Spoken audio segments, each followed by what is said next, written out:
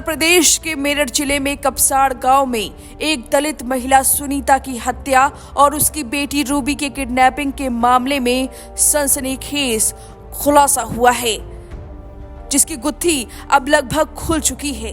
अब तक इस केस में ऐसा लग रहा था कि दलित मां को मारा गया और उसकी बेटी को किडनैप कर लिया गया, लेकिन अब जो खुलासा हुआ है उसे सुनने के बाद आप भी अपना माथा पकड़ लेंगे।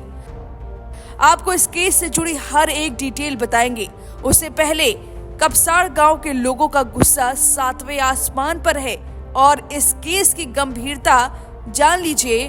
आप इस केस की गंभीरता इसी बात से अंदाजा लगा सकते हैं कि खुद को दलितों का मसीहा मानने वाले नगीना सांसद चंद्रशेखर आजाद सड़कों पर दौड़ने लगे, क्योंकि घटना स्थल यानी मेरठ के उस गांव में जाने से उन्हें रोक दिया गया जहां ये पूरा हत्याकांड हुआ। हालांकि सांसद चंद्रशेखर रुके नहीं, बाइक पर सवार हुए, पुलिस से झड़प भी हुई और उन्हें सड़कों पर दौड़ना पड़ा।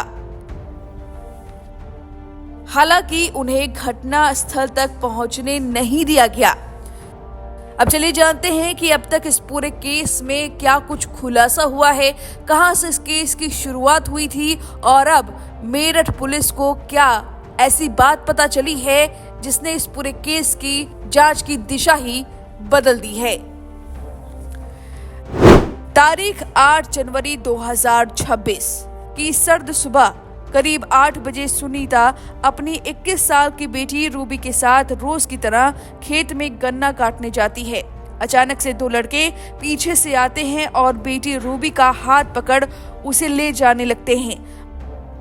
मां सुनीता दोनों हमलावरों का विरोध करती है।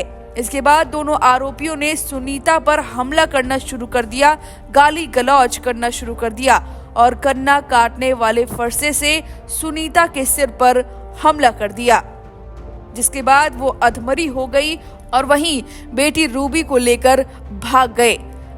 गांव वालों ने जब सुनीता को अधमरे हालत में देखा तो आनन फानन में अस्पताल ले गए, जहां उनकी मौत हो गई और बेटी रूबी भी नहीं मिली, जिसके बाद पूरे गांव में मातम और गुस्सा दोनों देखने को मिला। गांव वालों ने ठान लिया कि शव का अंतिम संस्कार नहीं करेंगे जब तक इंसाफ नहीं मिलता।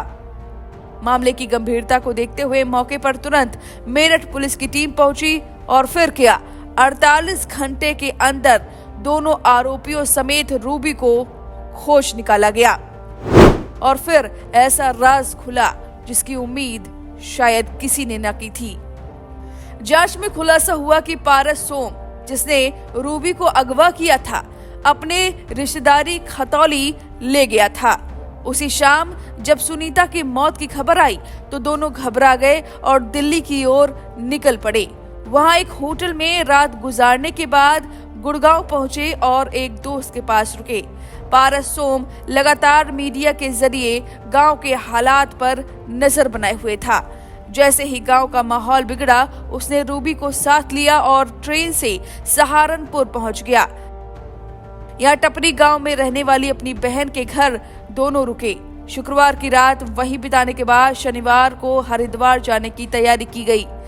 इसी दौरान ट्रेन में पारस सोम ने छोला छाप राजेंद्र से अपने परिवार के हालत की जानकारी ली। एक सहयात्री के मोबाइल से कॉल की गई, लेकिन यही कॉल उसकी गिरफ्तारी की वजह बन गई। पुलिस ने मौके पर ही पारस सोम को दबोच लिया। पुलिस कस्टडी में पारस सोम ने दावा किया कि रूबी से उसका 3 साल पुराना प्रेम संबंध था, जो कॉलेज के दिनों से शुरू हुआ था। उसने बताया कि दोनों ने मिलकर घर से भागने का फैसला लिया था, क्योंकि परिवार रूबी की शादी कहीं और तय कर चुका था। हालांकि सुनीता के विरोध दौरान हालात बेकाबू हो गए और हाथापाई में फरसे से हमला किया गया। पुलिस अब पारस सोम और सुनील सोम को साथ लेकर हत्या में इस्तेमाल किए गए हथियार की बरामदगी में जुटी हुई है। दोनों आरोपियों को रविवार को कोर्ट में पेश कर जेल भेजा जाएगा।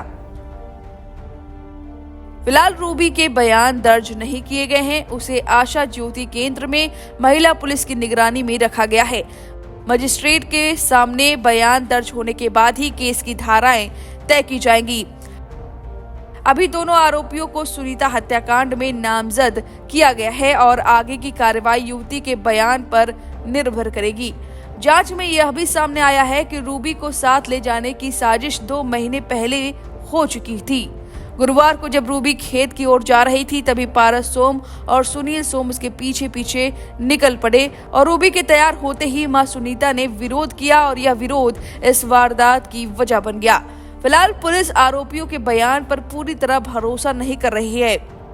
अब सबकी निगाहें रूबी के बयान पर टिकी है क्योंकि उसी के आधार पर इस मामले की असली तस्वीर सामने आएगी। क्या सच में ये लव एंगल का मामला है? क्या सच में रूबी भी इस पूरे केस में मिली हुई थी? क्या रूबी सच में पारस के साथ जाना चाहती थी या उसकी सच में किडनैपिंग हुई है? ये बड़े गंभीर सवाल हैं जो रूबी के बयान के बाद खुलासा होगा कि आखिर इस पूरे केस की असली वजह क्या है। क्या रूबी अपनी मां की हत्या में शामिल थी? ये भी बड़ा सवाल है।